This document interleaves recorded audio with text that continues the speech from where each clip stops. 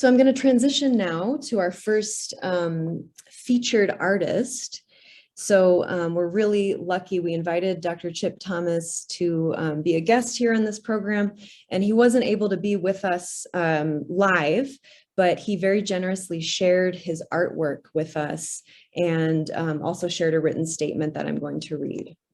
So Dr. Chip Thomas is a photographer, a public artist, and a physician who's been working in a small clinic on the Navajo Nation since 1987. And there he coordinates what's called the Painted Desert Project. And his artwork often focuses on the toxic legacy of uranium mining, specifically on Dinetah or the Navajo Nation. So these first few images that I'm going to show are from his piece titled Hope and Trauma in a Poisoned Land. And this was featured at the Kokono Center for the Arts in 2017. And I'm going to read a little bit of his artist statement about this particular series of artwork.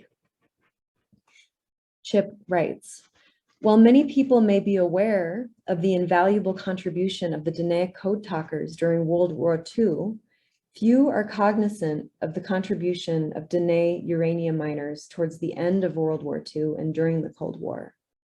Anglos first discovered uranium on the reservation in 1943.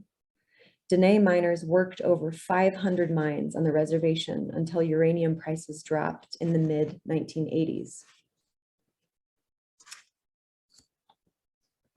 More than 5 million pounds of yellow cake was mined, in which the process released heavy metals, radon gas, and low-level radiation from the rock.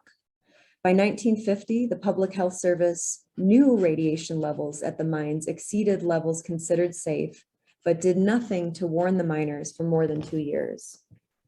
The levels of radioactive radon gas and radon particles, known as radon daughters, were so high in reservation mines, they recommended wetting down rocks while drilling to reduce dust, which the miners breathed, giving respirators to the workers, mandating daily showers, frequent changes of clothing, etc.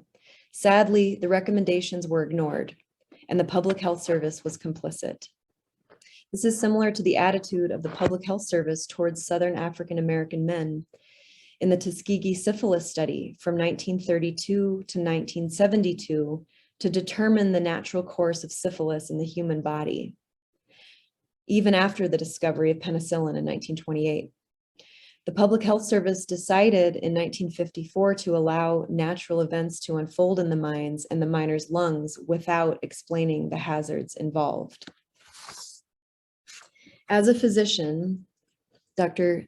Chip Thomas writes, as a physician at a small clinic on the Navajo Nation since 1987, many of my patients have suffered and continue to suffer the effects of uranium mining.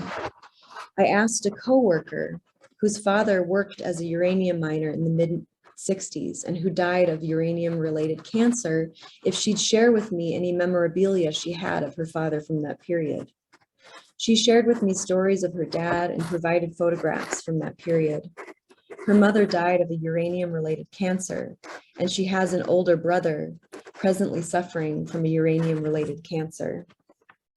I choose to work with translucent fabric to emphasize the penetrative, see-through nature of radioactive material and to place the viewer in the perspective of a radon daughter. The see-through material also references the ephemeral, fragile, and transient nature of our life experience at a time when the new Secretary of Energy seeks to, quote, make nuclear cool again in a new atomic age. And lastly, these last few photographs that I'm going to share from Chip's body of work are titled Gamma Goat, and this is what he writes about this series of photographs. The Navajo Nation has an unemployment rate at about 50%. While the tribe is pursuing investment and job opportunities, much of the land under consideration for development is contaminated with uranium from over 500 uncapped mines, which deters businesses from investing. The companies who abandoned the mines in the 60s and 70s when the price and demand for uranium dropped aren't legally bound to clean up their sites per mining laws from the 1800s, when prospectors were mining for precious minerals. Concerned with the possibility of accidental contamination by wandering into abandoned mine sites, the Environmental Protection Agency, or EPA, created a coloring book for grade school kids on the res. The star is, quote, Gamma Goat, who introduces himself saying, "That's right, I'm named after the most powerful form of radiation given off by uranium, gamma rays. I know how to stay away from areas where radiation may harm me, and I'm here to teach you, your friends and family, how to be safe too." Meanwhile, contamination continues to affect the land, water, animals, and human beings.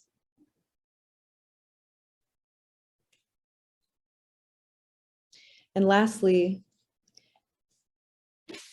Chip shares a few links here, which we will also put into the chat, about how to support Indigenous-led uranium activism. And we will share those links in the chat as well. So I want to thank Chip for sharing his incredible artwork and his work with us today.